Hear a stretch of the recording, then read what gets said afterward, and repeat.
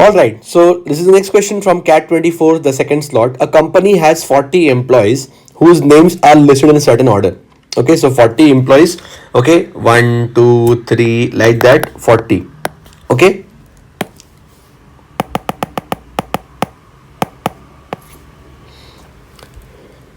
The average bonus of first 30 employees was rupees 40,000. Okay, so first 30 employees, the average bonus was 40k. Okay, the last 30 employees, their average was 60k.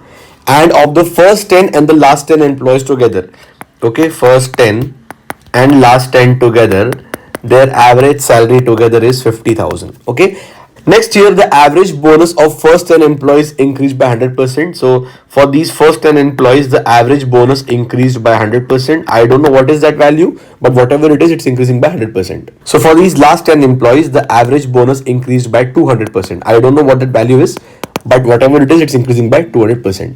And of the remaining employees, okay, the bonus was unchanged. So the 20 employees in between, their average bonus was unchanged. Then the average bonus in rupees of all the 40 employees together in the year 2023 was. Okay, so guys, the 40 people, okay, if I just write it like this, the 40 people in total, okay, for the first 30 people, suppose these are the first 30 people, their average is given to us.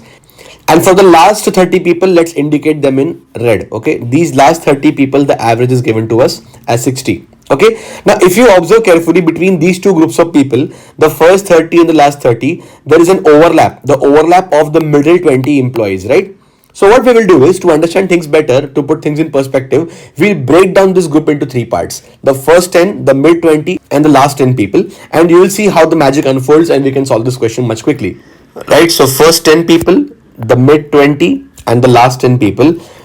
Let us suppose that the average bonus for that particular group be equal to A, B, and C respectively. Now, as per the question, the average bonus of first 30 employees was rupees 40,000. The first 30 employees include 10 people whose average was A and 20 people whose average was B.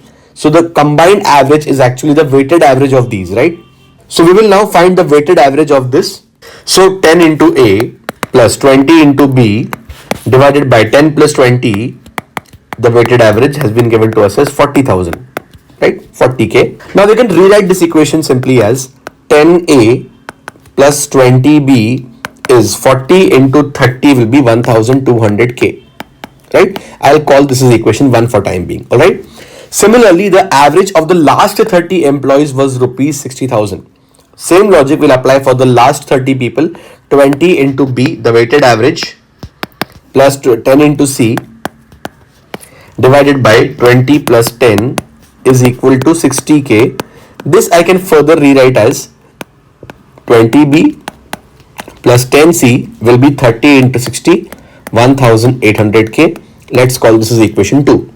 And also, the average salaries of the first 10 and last 10 employees together was rupees 50,000. That means the weighted average of 10 people having an average of A, 10 people having an average of C was 50,000. So 10 into A plus 10 into C divided by 10 plus 10, 20 is given as 50k. This you can rewrite as 10A plus 10C is 50 into 20, 1000k. This is your third equation. Now, next year, the average bonus of first 10 employees increased by 100%. So this A is becoming double, 2A. And the average of the last 10 employees increased by 200%. The average was C. It is increasing by 200%. So it is increasing by 2C. And that is why the new average will be C plus 2C, 3C. And the average bonus of the remaining employees was unchanged. So for the 20 people in between, the average was still B.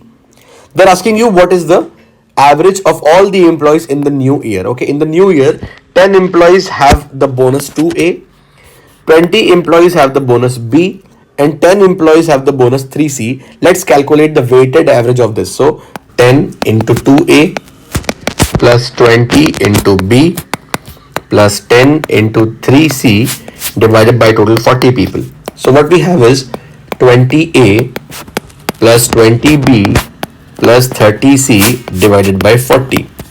Naturally, we need to find the value of the numerator, and if we are able to find the value of the numerator, we can very easily get the answer in this case. Now let's observe something very interesting, guys. This entire expression in the numerator, 20a plus 20b plus 20c, we can very easily obtain this by manipulating the second and the third equations alone. You don't even need the first equation. Okay, the third equation, I will simply multiply it by 2 throughout. This will give me 20a plus 20c is 2 into 1000, 2000k. And when I add these two, I exactly get the numerator here, right? 20a plus 20b plus 20c plus 10c is 30c. This will be 2000 plus 1800, 3800k. And that's what we have our answer as. We substitute this value of the expression as 3800k in the numerator. The answer to our question is 3800k divided by 40. 0, 0 gone. 4 9s are 36 and 4 5s are 20. The answer to your question is 95k or 95,000, the B option. So it might look to be a very complex question, but we can simply break it down into 3 parts. The first part of 10 people, then 20 people, and then 10 people separately, and then use the concept of weighted average and equations. Okay, I have to admit that it's not a very simple question to be solved under the exam setting, but if at all you want to simplify things and solve it in a slightly better way, this is how we can proceed in.